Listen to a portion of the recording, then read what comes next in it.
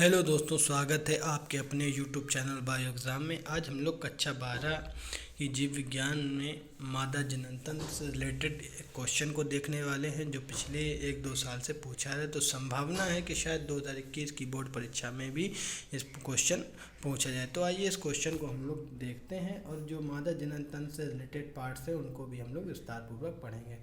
अगर आप हमारे चैनल पर नए हैं तो प्लीज़ हमारे चैनल को सब्सक्राइब कर लें और बेल आइकन को प्रेस करें। उसके बाद मादा जनन तंत्र के बारे में हम लोग समझते हैं कि मादा जनन तंत्र क्या है।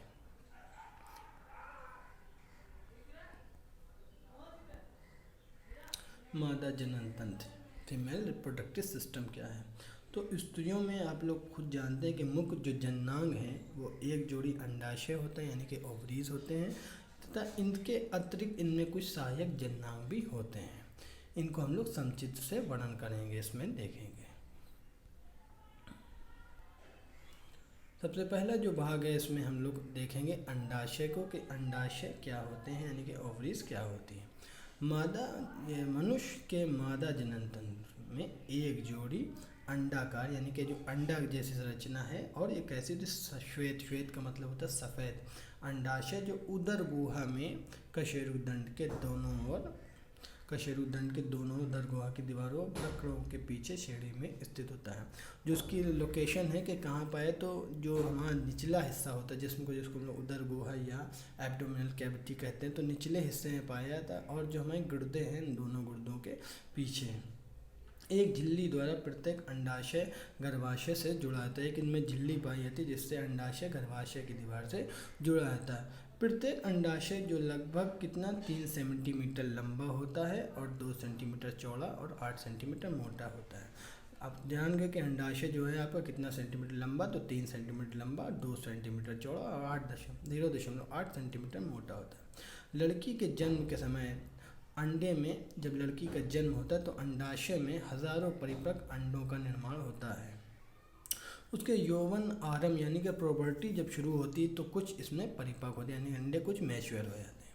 नीचे जो आपको दिखाई दे रहा है ये आपका डायग्राम है, यानी कि मादा जनन तंत्र का चित्र है, कि जो पार्ट्स में पढ़ना वो यहाँ पे आपको दिखाए गए हैं। कौन कौन देखिए, ओविडक्ट दिया गया है, ये आप जो साइड में दोनों तरफ देख रहे हैं ये आपकी ओवरी है, और ये बीच में जो हिस्सा देख रहे हैं ये यूट्रस कहलाता है, और ये निचला हिस्सा जो आपका मलाशय और मूत्र जनन छिद्र से बीच का होता है उसको हम लोग वेजाइना कहते हैं। इसको भी आप लोग तैयार कर लीजिएगा। उसके बाद दूसरा जो आपका पार्ट इसमें आपको पढ़ना है वो है आपका अंडवाहिनियाँ, यानी कि ओविडक्ट्स क्या है, इनको भी देखें। प्रत्येक जो अंडवाहिनी है वो अंडाशय से प्रारंभ होकर कुंडलित रूप में उदर गुहा में पीछे की ओर फैली रहती है।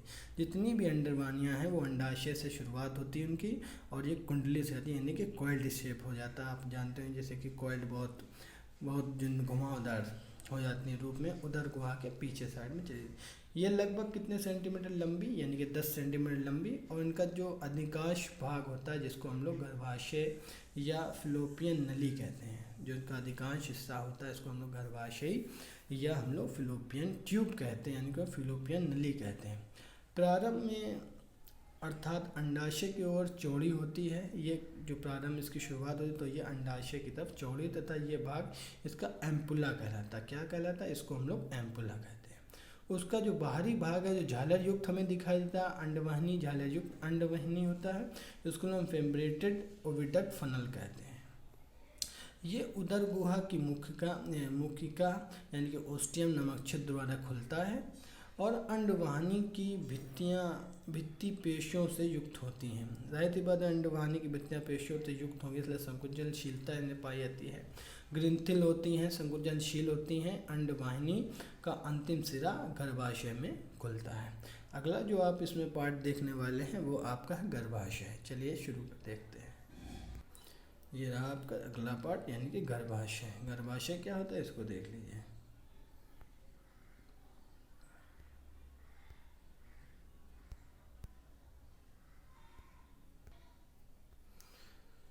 दोस्तों ये है गर्भाशय, यानी कि यूट्रस, जो कि मादा जनन तंत्र का तीसरा भाग है। ये लगभग 7.5 सेंटीमीटर लंबा, यानी कि 7.5 सेंटीमीटर लंबा होता है, और 5 सेंटीमीटर चौड़ा तथा 3 सेंटीमीटर मोटा अकेला अंग है। जो मासेंट्री तथा संज्ञाओं द्वारा बनता है, मासेंट्री तथा संज्ञाओं द्वारा बनता है और ये सादे रहता है। किसे? गर्भाशय को सादे रहता है। ये देखने में कैसा होता है? ये देखने में शंकुआकार होता है।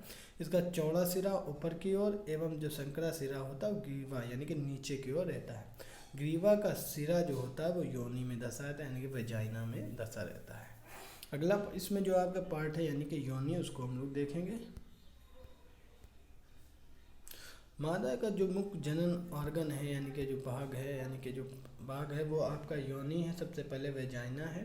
ये मध्य रेखा में मूत्राशय है, ठीक है, और मलाशय के मध्य यानी कि बीच में पाया था। किसके बीच में? मूत्राशय और मलाशय रेक्टम। यहाँ से हम लोग ये मध्य भाग में कहाँ पाया था? आप लोग जानते हैं कि मलाशय,